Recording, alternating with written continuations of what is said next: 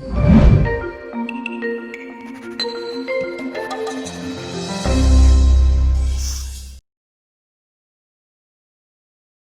guys, today I'll be showing you how you can calculate the mean and standard deviation from a frequency table. So here I have an example. Shamsa records the time spent out of school during the lunch hour to the nearest minute x of the female students in her year. The results are shown in the table. Calculate the standard deviation of the time spent out of school.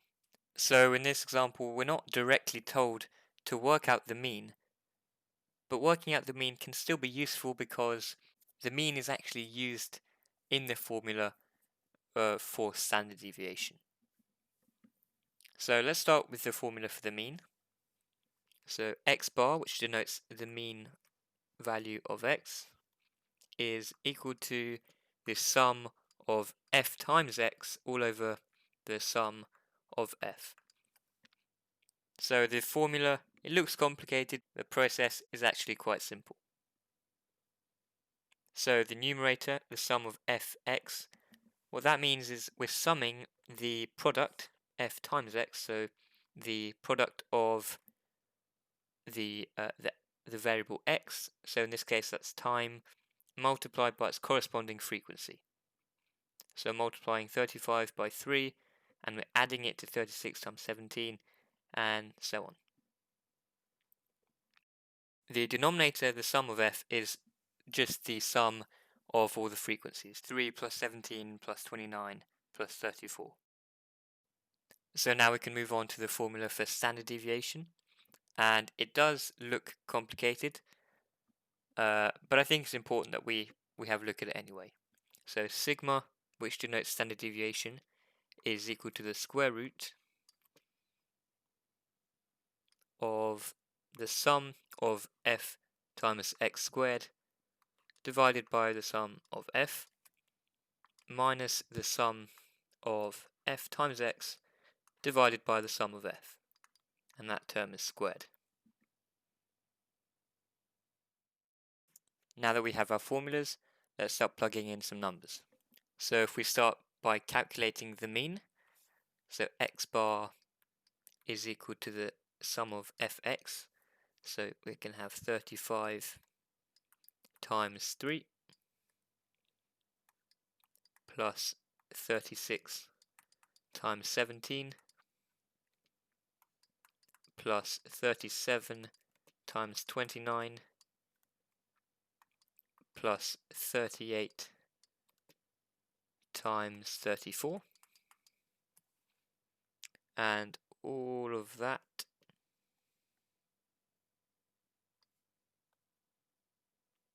is divided by the sum of the frequencies, so 3 plus 17 plus 29 plus 34, and assuming I've plugged the numbers in correctly on my calculator, then that should give us 3082 divided by 83.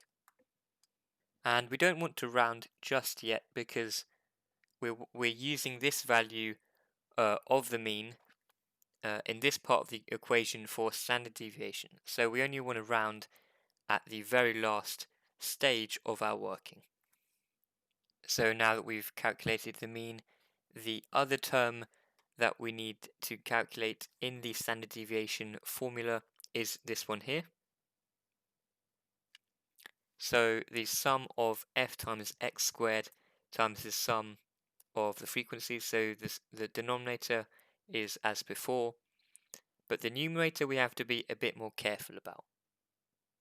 So what the numerator means is the sum of the variable squared times its corresponding frequency. So it's very important that we don't accidentally square the frequency instead or as well as the variable.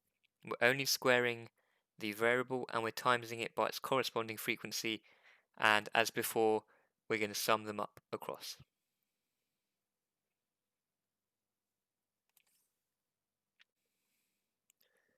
So we have the sum of f times x squared divided by the sum of f is equal to 35 squared times 3. That's the first column, and we're just going to do the same with each column.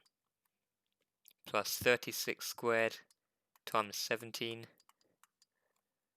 plus 37 squared times 29 plus 38 squared times 34.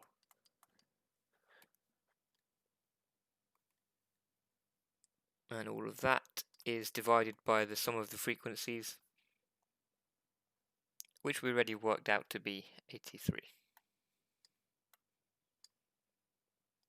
Okay, so that will give us a big number, 114,504 divided by 83. So now we have a value for this term and a value for the mean. But again, we're not going to round this number here just yet because we only round at the last stage of our working. So now we have some values, we can go ahead and plug them into the formula. So sigma, or the standard deviation, is equal to the square root of 114,504 divided by 83 minus the mean squared, so minus 3082 over 83 squared. And at this point we should definitely round our answer, and we get 0.861 to 3 significant figures. So the standard deviation of this frequency table is 0.861.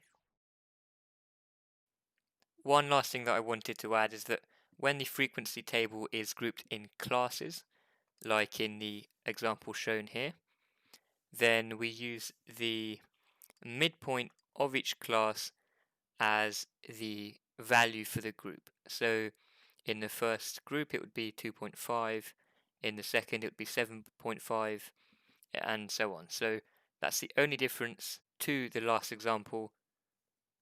Everything else is the same as before.